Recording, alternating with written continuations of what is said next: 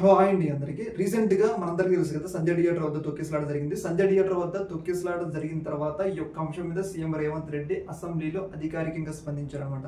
ఆయన అధికారికంగా స్పందిస్తూ ఈ యొక్క ఘటన మీద పూర్తి బాధ్యత అల్లు అర్జున్దే.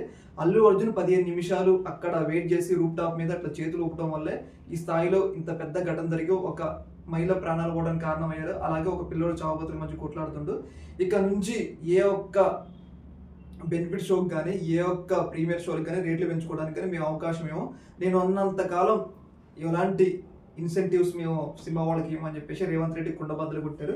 ఒకసారి అవి మీరు చూడండి అనమాట. ఒకసారి ఆయన ఏం మాట్లాడారు అసెంబ్లీలో. बिजनेस कर लो, आप पिक्चर निकालो, पैसे कमाओ, सरकार से इंसेंटिव्स ले लो, सब्सिडीज ले लो, स्पेशल प्रिविलेज शूटिंग के लिए जो होना है वो मांगो। पर किसी का हत्या होने के बाद, किसी का जान बचाने के बाद, किसी का जान लेने के बाद आज स्पेशल प्रिविलेज मांगे तो ये सरकार में नहीं मिलने वाले।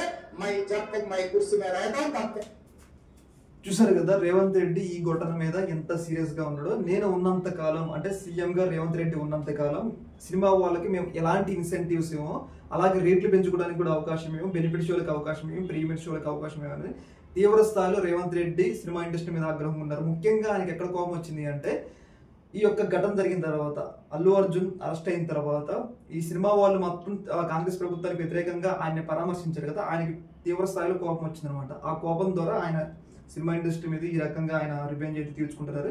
ఏదేమైనా కానీ ఈ యొక్క ఘటనలో అల్లు అర్జున్ తప్పు కూడా ఉంది. అలాగే ప్రభుత్వం కూడా ముందస్తు ఇన్ఫర్మేషన్ అలాగే అక్కడ సరైన ఏర్పాట్లు చేయకపోవడం కూడా ఈ ఘటనకి అయితే కారణమైంది. ఏదేమైనా కానీ సినిమా ఇండస్ట్రీ మీద రేవంత్ రెడ్డి తీవ్రమైన ఆగ్రహం కొన్నాడు. ఇంకా నుంచి తెలంగాణలో బెనిఫిట్ షోలు బంద్ అని అయితే మనకైతే క్లియర్గా తెలుస్తూ ఉంది. ఈ యొక్క అంశం మీద మీ యొక్క అభిప్రాయం అయితే తెలియజేయండి. ఓకే మరి, థ్యాంక్ యూ.